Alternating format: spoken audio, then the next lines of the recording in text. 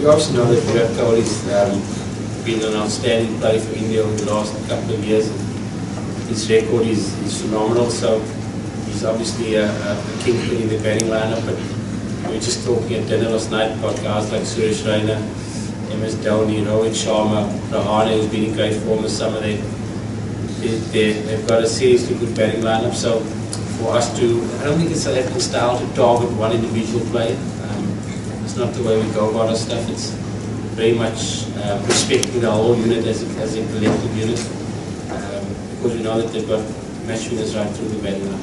Look, I think there are 4 or 5 players that have been part of previous World Cup campaigns. In terms of coaching staff, no one, I don't think. Alan. Oh shit. I'll never get Alan. I'm sorry. Look, it's something that I'm talking specifically about the player. Yeah. Have they been able to focus only on the present? Is it very easy to focus on the present? What kind of work has the South African team done? I think we've, in a way, every series we've played, there has been a little bit of a mention of the World Cup coming up in a few months' time, and trying to put ourselves under pressure in every game we've played, whether it's Zimbabwe in Zimbabwe, whether it's Sri Lanka in Sri Lanka, whether it's Pakistan in Dubai. There's always been a little mention or subtle mention of the World Cup pressures and how this game is almost as important as playing in a World Cup, and trying to put ourselves in those situations. I remember we were 2-0 up in a series, or we were 3-1 up in a series in Pakistan or something, and the talk was thrown around that we've got to approach the 5th game as if it's the World Cup quarterfinal. It's a must-win game. We've got to try and win this game, and in those subtle ways, we've been putting ourselves under those type of pressure situations. Fortunately, we won it, so hopefully we've learned some lessons from it.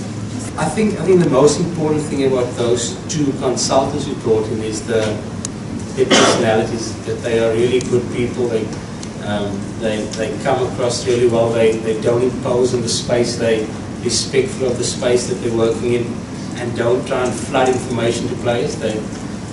Huss is an experienced player. He knows what he'd expect from a coach.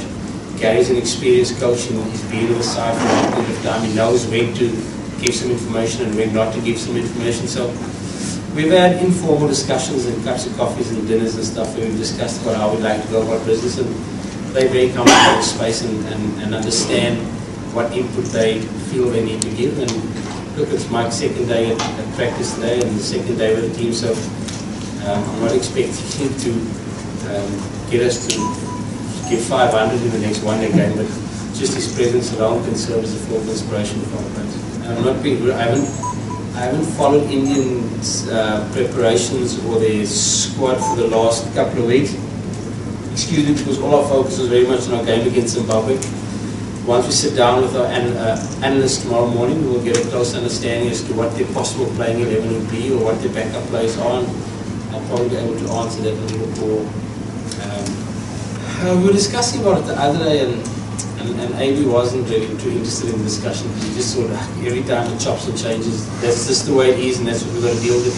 It's the same for all sides. It does favour.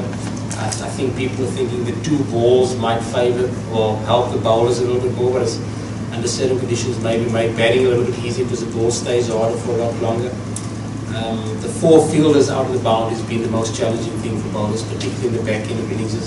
Like we've seen in this competition, the average scores for the last 10 overs, I think, is 112 or 102, somewhere around there. It's very tough to bowl the back end. So a lot of people have questioned us about our back end bowling, but a lot of teams are travelling at the back end because of the 4-fielder outdraw. So that is maybe something that has made it very difficult for bowlers.